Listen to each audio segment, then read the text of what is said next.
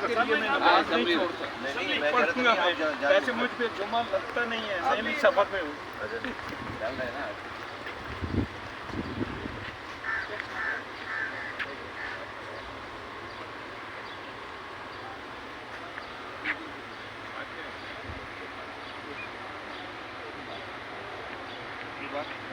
मैं कार्ड लेना है, हम लोग भी यहाँ गाड़ी की तरफ है, लेकिन सब लोगों ने कार्ड लूँगा।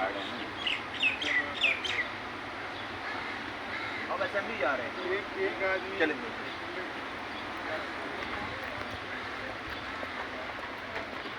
आपको तवक्को थी कि आपकी माफ़ी कबूल हो जाएगी?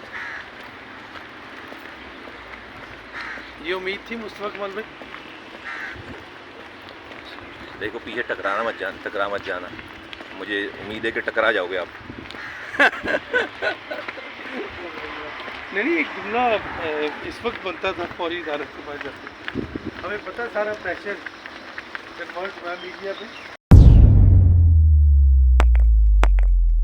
रोज़नामा कुदरत की वीडियो देखने के लिए अभी YouTube चैनल पर सब्सक्राइब करें और बेल आइकन पर भी क्लिक करें।